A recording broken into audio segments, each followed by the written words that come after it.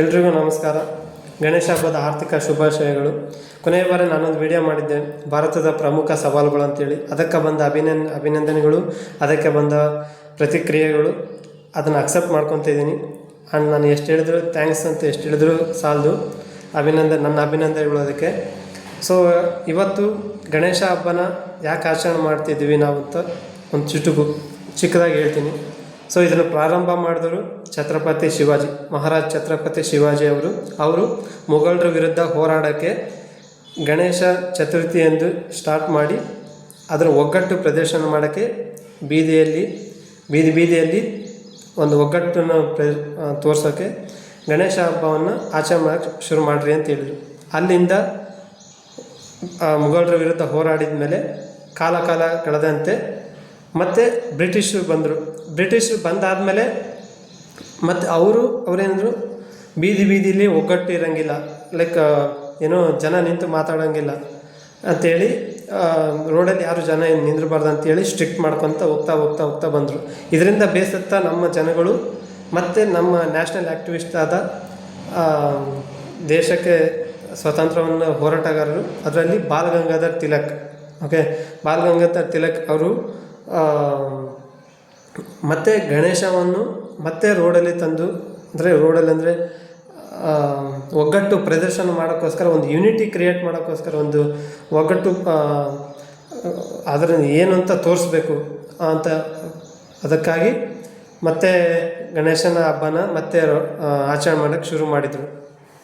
Okay, ಇದರಿಂದ ಮತ್ತೆ ಬ್ರಿಟಿಷರು ಅಲ್ಲಿಂದ ಸ್ಟಾರ್ಟ್ ಆಗಿದ್ದು, ಅವ್ರು ಹೊರಟೋದ್ರು. ಸೊ ಅಲ್ಲಿ ಆದಮೇಲೆ ನಮಗೆ ಸ್ವಾತಂತ್ರ್ಯ ಸಿಕ್ಕಾದ್ಮೇಲಿಂದ ನಮ್ಮ ಆರ್ಥಿಕತೆ ಬೆಳವಣಿಗೆ ಆಗ್ಕೊತ ಬರ್ತಾಯಿದೆ, ಇನ್ನೂ ಬೆಳವಣಿಗೆ ಆಗ್ತಾಯಿದೆ ಅಂತ ಹೇಳ್ತಿದ್ದಾರೆ. ಸೊ ನಮಗೆ ಕೊನೆಯ ತಿಂಗಳು ಹೇಳಿದ ಡೊನಾಲ್ಡ್ ಟ್ರಂಪ್ ಪ್ರೆಸಿಡೆಂಟ್ ಹೇಳಿದರು, Indian economy is dead economy ಅಂತ. ಸೊ ಇನ್ನು ಅವ್ರಿಗಿನ್ನೂ ನಮ್ಮ ಭಾರತದ ತಾಕತ್ತು ಇನ್ನೂ ಗೊತ್ತಿಲ್ಲ ಅನಿಸುತ್ತೆ. ಸೊ ಹಾಗಾಗಿ ಆದರೆ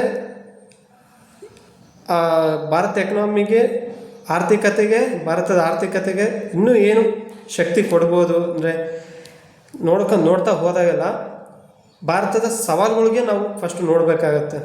ಅದರಲ್ಲಿ ನಾನು ಕೊನೆ ಬಾರಿ ಹೇಳ್ದಂಗೆ ನಿರುದ್ಯೋಗ, ಕೌಶಲ್ಯ ಇಲ್ಲ,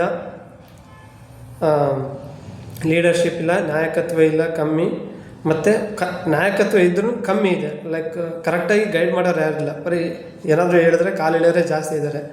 ಓಕೆ, ಇನ್ನು ಫೈನಾನ್ಷಿಯಲ್ ಫ್ರೀಡಮ್, ದುಡ್ಡಿನ ವ್ಯವಹಾರದ ಎಲ್ರಿಗೂ ಫ್ರೀಡಮ್ ಇಲ್ಲ, ಸ್ವಾತಂತ್ರ್ಯ ಇನ್ನೂ ಇಲ್ಲ.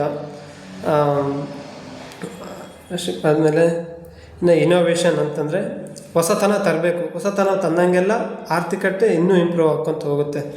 ಓಕೆ, ಇದರಿಂದಾಗಿ ನಾವು ಇದ್ರ ಬಗ್ಗೆ ಫೋಕಸ್ ಮಾಡಬೇಕಂತ ನೋಡ್ತೀನಿ. ಆರ್ಥಿಕತೆ ಹೆಂಗಾಗಿದೆ ಅಂದರೆ, ಶ್ರೀಮಂತರು ಆಗ್ತಿದ್ರೆ ಬಡವ ಆಗ್ತಾನೆ ಆಗ್ತಿದ್ದಾನೆ. ಸೊ ಶ್ರೀಮಂತರು ಏನು ಮಾಡ್ತಿದ್ದಾರೆ, ಅವರು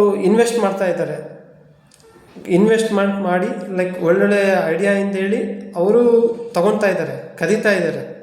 ಅದರಿಂದ ಕದ್ದು ಅವರು ಇನ್ವೆಸ್ಟ್ಮೆಂಟ್ ಮಾಡಿ ಅವರು ಡೆವಲಪ್ ಆಗ್ತಿದ್ದಾರೆ. ಇದರಿಂದಾಗಿ ಸಣ್ಣ ಬಡವರಿಗೆ ಲೈಕ್ ಆಲೋಚನೆ ಇರುತ್ತೆ, ಮಾಡಬೇಕು, ಹಂಗೆ ಮಾಡಬೇಕು, ಹಿಂಗೆ ಮಾಡಬೇಕು, ನಾವು ಹಂಗೆ ಬೆಳಿಬೇಕು, ಫೈನಾನ್ಷಿಯಲ್ ಫ್ರೀಡಮ್ ಆಗಬೇಕು, ದುಡ್ಡಿನ ವ್ಯವಹಾರ ಮಾಡ್ಕೋಬೇಕು, ಒಂದು ಕೆಲಸ ಇಲ್ಲ, ಒಂದು ನಿರುದ್ಯೋಗಿ,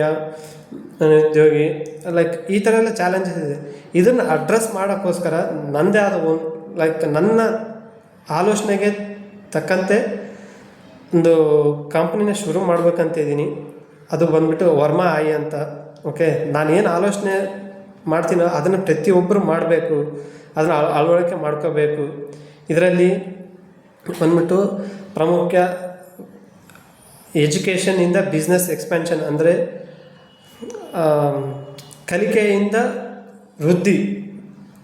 ವ್ಯವಹಾರ ವೃದ್ಧಿ ಆಗೋವರೆಗೂ ಇದನ್ನು ಮಾಡಬೇಕು ಅಂಥೇಳಿ ಪ್ಲ್ಯಾಟ್ಫಾರ್ಮ್ ಅಂತ ತರಬೇಕಂತಿದ್ದೀನಿ. ಆಲ್ರೆಡಿ ಲೈಕ್ ಒಂದು ವೆಬ್ಸೈಟನ್ನು ಮಾಡಿದ್ದೀನಿ, ಅದು ಇನ್ನೂ ಡೆವಲಪ್ಮೆಂಟ್ ಸ್ಟೇಜಲ್ಲಿದೆ, ತಯಾರಿ ಸ್ಟೇಜಲ್ಲಿದೆ. ಸೊ ಇದೇ 30ನೇ ತಾರೀಕು, ಇದೇ ಆಗಸ್ಟ್ 31ನೇ ತಾರೀಕು ಬೆಂಗಳೂರಲ್ಲಿ ಒಂದು ಬಿಸ್ನೆಸ್ ಎಕ್ಸ್ಪೋ ಅಂತ ನಡೀತಾ ಇದೆ. ಓಕೆ, ಅದು ಫ್ರೆಕ್ಸ್ ಅಂತ ಫ್ರಾಂಚೈಸಿ ಇಂಡಿಯಾ ಅಂತವರು ಕಂಡಕ್ಟ್ ಮಾಡ್ತಾ ಇದ್ದಾರೆ. ಅಲ್ಲಿ ಹೋಗಿ ಏನು ಮಾಡ್ಬೋದು, ನಮ್ಮ ಇಂಡಿಯನ್ ಚಾಲೆಂಜಸ್ಸಿಗೆ ಫೇಸ್ ಮಾಡ್ತಿದ್ರೆ ಏನು ಸೊಲ್ಯೂಷನ್ ಸಿಗ್ಬೋದು ಅಂತೆಲ್ಲ ನೋಡ್ಕೋಬೇಕು ಅಂತಿದ್ದೀನಿ. ಓಕೆ, ಇದು ಬಂದುಬಿಟ್ಟು ನನ್ನ ವರ್ಮಾ.com ಅಂದರೆ ನನ್ನದೊಂದು ವೆಬ್ಸೈಟು.